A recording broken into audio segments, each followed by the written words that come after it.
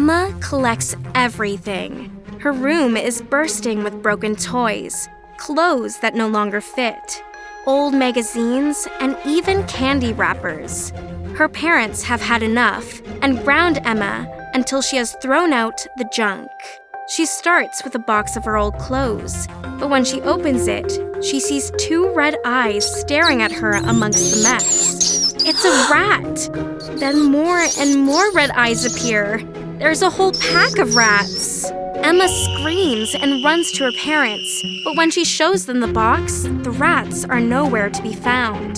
Her parents think she's just trying to get out of throwing things away and make her get back to work. Emma goes to get rid of the magazines she keeps under her bed. When she peeks under, she sees the rats tearing apart her lamp's cord. She screams for her mom and dad, but by the time they get to her room, the rats have run off.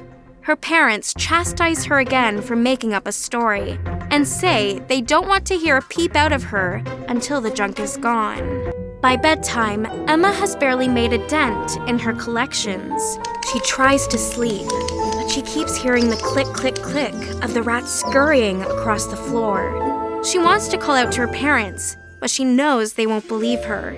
She wants to turn on the lights, but her lamp is destroyed. And she doesn't dare try and cross the floor to the light switch, not with the rats running everywhere. The worst part comes in the morning.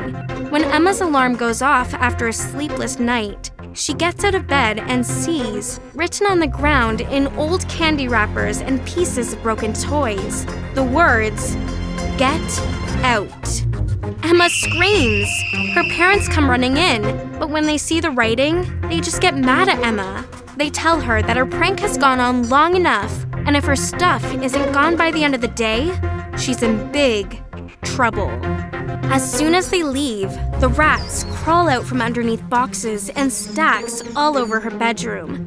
Emma jumps up on her bed and desperately asks the rats what they want. The rats instantly begin to scurry around, moving bits and pieces to spell out, "Your home."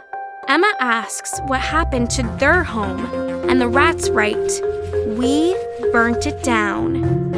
Then they continue to furiously move things around, spelling out a horrifying story for Emma to read. They were once normal rats until they were brought to the government lab, not too far from Emma's house. There, they were painfully experimented on to make them smarter, but the experiments worked unexpectedly well, and the rats became smarter than the scientists. The rats grew angry over being tested on. They burned down the lab and set out to look for a new place where they could be alone. The rats finished their story by spelling out, "Leave our new home." "No!" cries Emma. The rats briefly stare at her before spelling out, "Then it burns," and scurry out the door. Emma hears her mother scream as the rats enter the kitchen. She rushes in to see the rats gnawing at any wire or tubing they can find, including the stove's gas line. Her mother is standing on a chair in fear, but Emma grabs her arm and pulls her to the door. Her dad runs in to shoo the rats away, but Emma grabs him with her other hand and pulls them both outside. As soon as they are outside, there's a huge boom, and the house goes up in flames. Later, the fire inspector says the fire was caused by a gas leak and faulty wiring. But Emma and her parents know the truth. It was the rats. They moved to a new home on the other side of town, and now Emma always makes sure to throw out things she doesn't need.